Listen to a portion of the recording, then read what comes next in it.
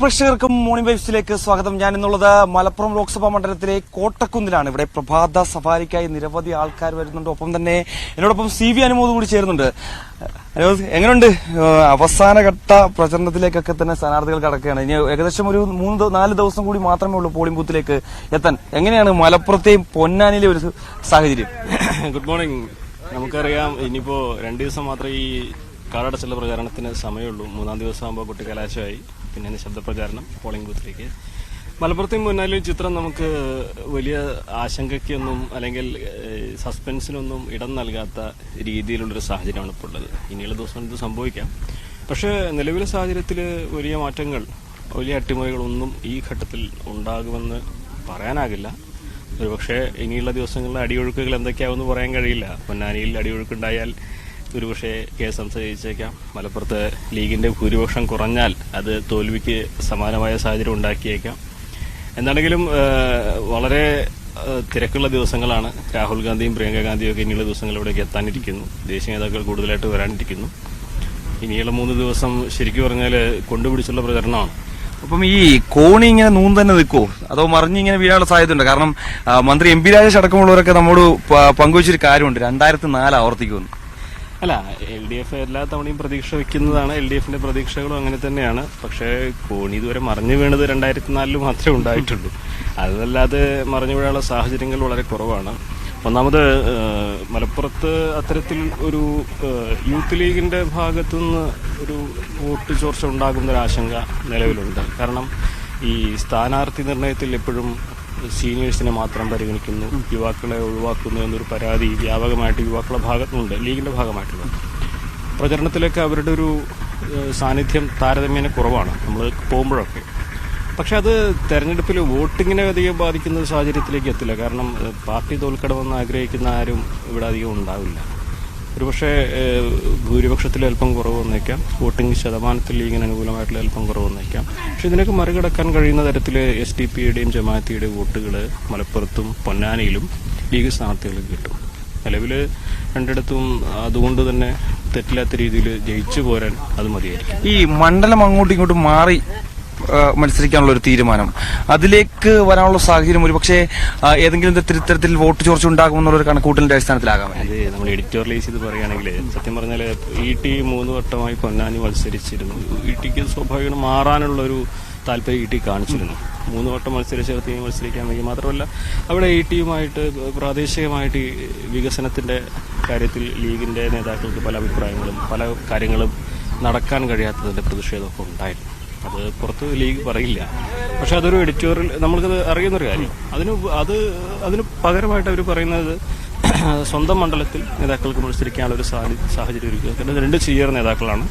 അപ്പോൾ ET മലപ്പുറം മണ്ഡലത്തിൽ ഇതുവരെ മത്സരിച്ചത്. അദ്ദേഹം സ്വന്തം മണ്ഡലത്തിൽ ഇതുവരെ വോട്ട് ചെയ്തിട്ടില്ല.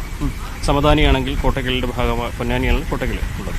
2 പേർക്ക് അവരവരുടെ മണ്ഡലത്തിൽ വോട്ട് ചെയ്യാനുള്ള ഒരു സാഹചര്യം ഒരുക്കുന്നു എന്നൊരു കൃത്യമായ ആളുകളെ ബോധ്യപ്പെടുത്താൻ പറ്റുന്നൊരു ന്യായമാണ് ലീഗ് ഇതിന് മുന്നോട്ട് വെച്ചിരിക്കുന്നത്. അത് ഏറെക്കുറെ ആ ഒരു തെരഞ്ഞെടുപ്പിന് ആദ്യ സമയത്ത് മാത്രമേ അതൊക്കെ ചർച്ച ചെയ്യുന്നുള്ളൂ. ഇപ്പോൾ അതൊന്നും വലിയ ചർച്ചയിലേക്ക് എത്തുന്നില്ല. ഇപ്പോൾ പ്രധാനമായിട്ടും ദേശീയ തലത്തിലുള്ള ഊന്നിയുള്ള പ്രചാരണമാണ് 2 മണ്ഡലത്തിലും നടക്കുന്നത്. നിലവിലെ സാഹചര്യത്തിൽ UDFന് വലിയ ആശങ്ക നൽകുന്നൊരു സാഹചര്യമൊന്നുമില്ല.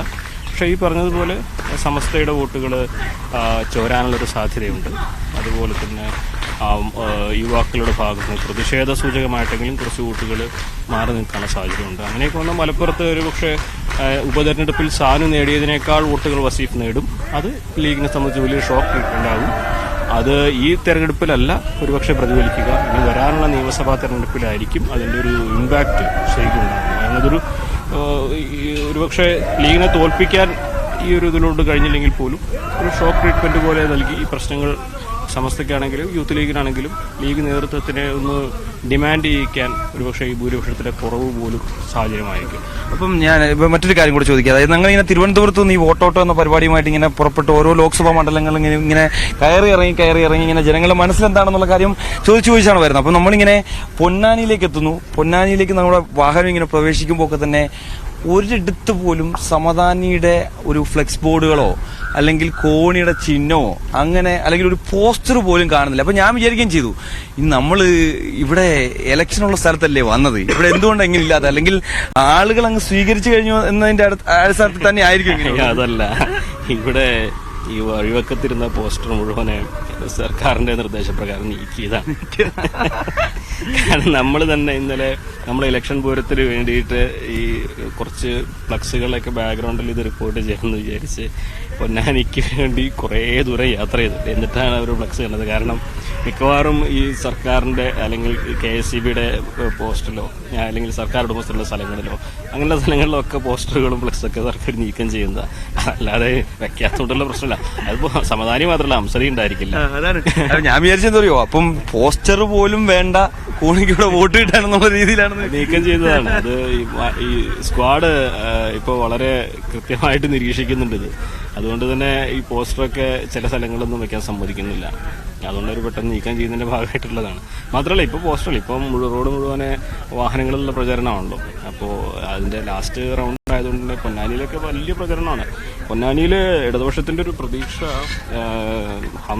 TK ഹംസയിലൂടെ നേടിയ മലപ്പുറത്ത് മഞ്ചേരി ഉണ്ടാകുന്ന അട്ടിമറി KS ഹംസയിലൂടെ പൊന്നാനി ആവർത്തിക്കുന്നതാണ്. പക്ഷേ ഹംസ നല്ലൊരു സ്ഥാനാർത്ഥിയാണ്. പക്ഷേ സമദാനിയുടെ ഒരു വ്യക്തിപ്രഭാവം വലിയൊരു ഘടകമാണ് അവിടെ.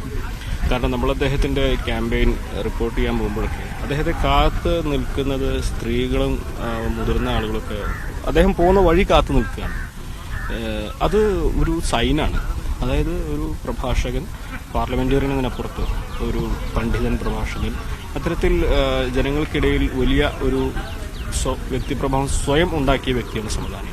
അങ്ങനെ സ്വന്തം ക്രെഡിറ്റിൽ അല്ലെങ്കിൽ സ്വന്തം ലെവലിൽ സമദാനിക്ക് വോട്ട് ലഭിക്കാനുള്ള ഒരു സാധ്യത അവിടെ ഉണ്ട്. അത് ഈ പാർട്ടിയിൽ നിന്നും സമസ്തയുടെ അല്ലെങ്കിൽ മറ്റു അണികളിൽ നിന്നൊക്കെ ചോരുന്ന വോട്ടുകൾ പോലും സ്വന്തം നിലയിൽ അതിനെ മറികടക്കാനുള്ളൊരു സാധ്യത സമദാനിക്ക് ഉണ്ടെന്നുള്ളതാണ് അവിടെ ലീഗിന്റെ ഒരു വിലയിരുത്തലുള്ളത് തന്നെ.